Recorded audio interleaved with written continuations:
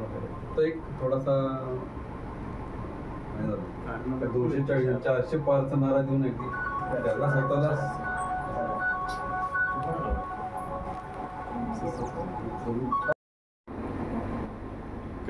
तू बोलली तर बरोबर आहे, तुझ्याबद्दल सांगितलं छान.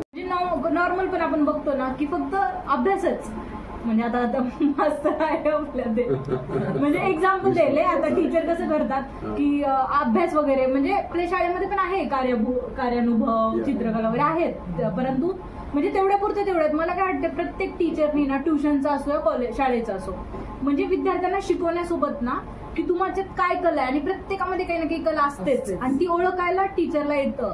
आणि तुम्ही कितीही बघा, आता मी जर पॅरेंट्स असेल आणि मी टीचर पण असेल तर माझा मुलगा नाही ऐकणार, पण तो त्याच्या टीचरचं खूप ऐकतो. बरोबर आहे, बरोबर आहे. त्याचं कर्तव्य आहे टीचरचं. मला असं वाटतं की म्हणजे तुम्ही अभ्यासाव्यतिरिक्त तुला काय येतं ना, मी तेच करायचे की मला माहित होतं की कुठल्या स्टुडंटला चित्रकला आवडते, कोणाला कविता, कोणाला प्ले, तर मी विचारायचे तू एवढ्या दिवस झाला, त्यांना व्हिडिओ पण बनवायला लावायचे.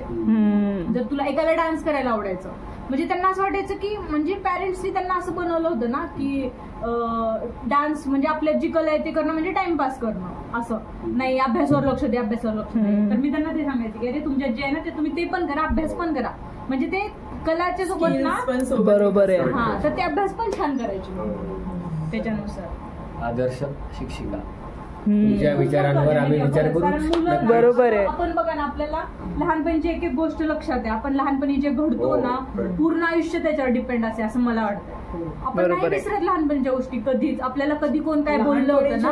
आपण जेव्हा समज येते ना आपल्याला ते 10 नंतर 11, 12 राहू शकतं, एखाद्याला थोडं लेट समज येऊ शकते, 12 नंतर येऊ शकते. पण मुलींच्या बाबतीत जशी समज यायला लागते तसं तसं आपण ओळखायला लागतो आपल्या आजूबाजूला काय चाललंय, काय चुकीचं आहे. इव्हन आपले पॅरेंट्स सुद्धा त्यांच्या वागण्यातले काही चुकीचं दिसत असेल तर ते पण ऑब्झर्व करतो आपण की यावेळी हे चुकतायत, कोण चुकतंय हे दिसतंय आपल्याला, जरी त्यावेळी आपण सांगू शकत नाही त्यांना. पण माझं असं असायचं की मी तेव्हा ठरवायची नाही मी माझ्यासोबत असं होऊ देणार नाही, किंवा मी असं वागणार नाही, किंवा मी असं करणार नाही.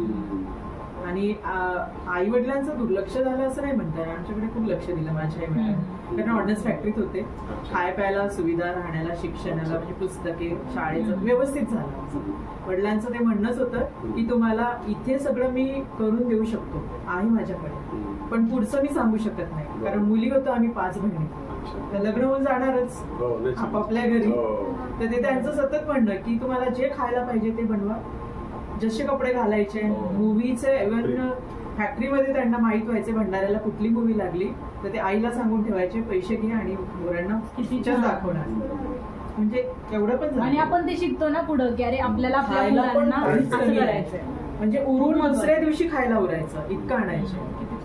आणि असं नाही आम्ही 5 बहीण भाऊच, आजीला मिळायला पाहिजे, मोठ्या वडिलांची 2 मुलं आहेत तर त्यांनाही थोडंसं घेऊन द्यायचं, आईच्या हाताने बरोबर पाठवायचं, किंवा आम्हाला द्यायचा हळूच. असं खूप कमी पालक चांगले पालक. मी सुद्धा असं केलं, माझा मुलगा आणि मुलगी दोघांना समान, असं नाही की मुलाची जास्त राड, उलट मुलापेक्षा मुली जास्त राड केला. तिला ऍक्च्युली जेव्हा ती बी झालं इकडे मीडिया ओशन मध्ये जॉबला लागली, 1 वर्षानंतर म्हटलं आता तुझं मॅनेज करून देऊ आपण. म्हटलं ती नाही म्हटली मला दादासारखं मला MS करायचं. म्हटलं कुठे यायचं, तर तिला US जायचं होतं, पण आमच्या मुलांना सांगितलं की इकडे जरा US थोडा अवघड आहे, IITला व्यवस्थित आहे म्हणजे फीस वगैरे, आणि जॉब पण लगेच मिळतो, आणि PR लवकरमध्ये येतो, इथे जरा विचारायला मिळत होतं. म्हणून मग आम्ही तिला ह्याच्यामध्ये गेली. कोविड असताना म्हणजे कोरोनाच्या काळामध्ये सगळे म्हणाले की बा तुम्ही काय डेअरिंग केली, मुलीला पाठवली.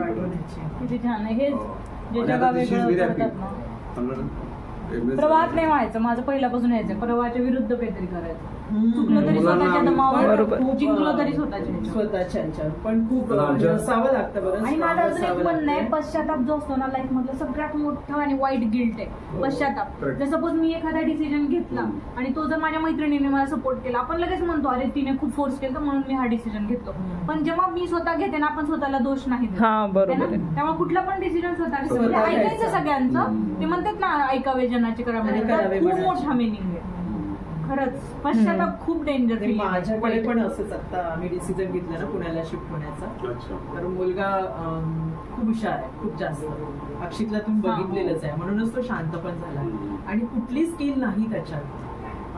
येतं, सगळंच येतं. त्याने त्याच्या याच्यानुसार त्याला डेव्हलप नाही केलं खूप, पण केलंय त्याने. सिंगिंग पण आता आम्ही इथून क्लास पाहिजे, संपल्यानंतर मनापर्यंत आवाज केलं ऐकला पाहिजे. म्हणजे त्याचा पहिल्यांदा आपण आवाज ऐकला ना गाण्याचा. पेंटिंग येतं, ड्रॉइंग येतं, अभ्यासात तर तो आहेच. बऱ्याच गोष्टी, वाद्य नुसतं हार्मोनियम असा पकडला आणि बस वाजवायला लागला. मला तर मी महिनाभर क्लास केला आणि मला नाही आलं ते सारे गम पदनिसाच्या पुढे आलंच नाही.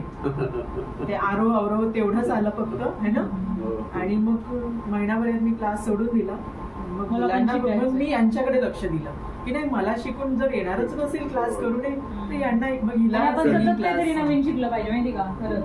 आणि पुण्यात येण्याचा जो डिसिजन मी त्याच्यासाठी घेतला की माझ्याकडे सहसा स्त्रिया आमच्याकडे आमच्या परिवारात म्हण किंवा माझ्या सोसायटीत म्हण असं लगेच एकटी तर डिसिजन घेत नाही मुलांना घेऊन जायचंय. फक्त मी माझ्या नवऱ्याला सांगितलंय मला मुलाकडे जायचं आहे, आम्ही दोघींनी. बस तुम्हाला यायचं असेल तर मी थांबते, नाही तर मग तुम्ही मुलाकडे जा, मी थांबते मुलीला घेऊन नागपूर. कुठलीही गोष्ट करायची. ते म्हणाले नाही माझी ट्रान्सफर होत नाही, मी नागपूरला येऊ शकत नाही, मी पुण्यालाही जाऊ शकत नाही. ते कुठं? ठीक आहे. ते तेव्हा नांदगावला होते, आता नागपूरला आहे, रिटायर्ड झाले ठाणेवरून. ते फिरणारच होते त्याच्यामुळे ते येऊ शकले नाही.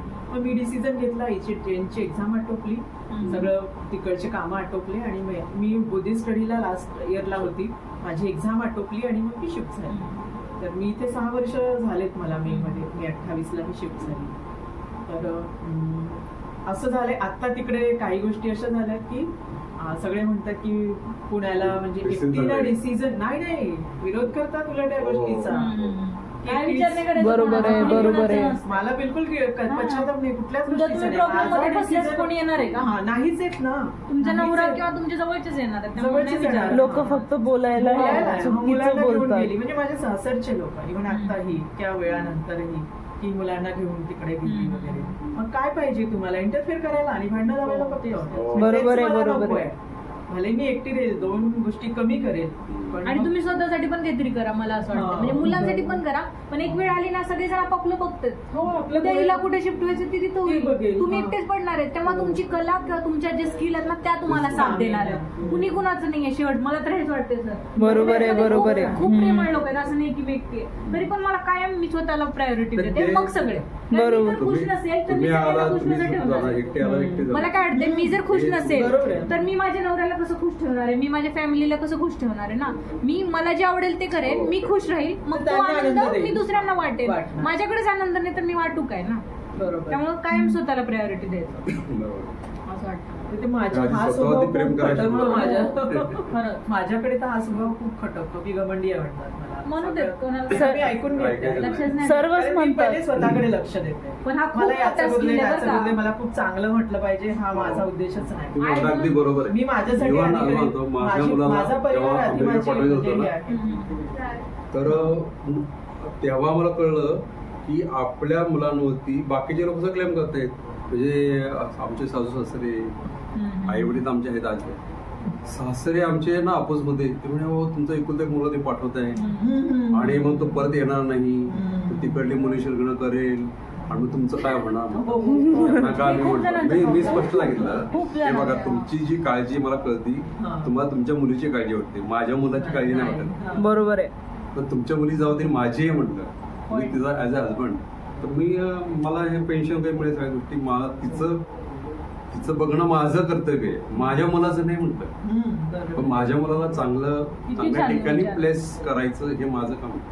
त्याच्याकडे कॅलिबर आहे म्हणून मी त्याला पाठवते. म्हणजे एकटा आहे म्हणून मी त्याला हे करणार नाही, बरोबर आहे. आड नाही येणार. हे स्वार्थ झाला ना मग मी तुला हे केलं. आणि आजकाल 80% पालक स्वार्थी आहेत बरं का. सॉरी टू से बट म्हणजे तुम्ही मुलाला सोडून म्हणजे आपण त्यासाठी करतोय की हे आपल्याला पुढे सांभाळतील का. तुमचे लेकरं मनातून केलं पाहिजे आपण है ना.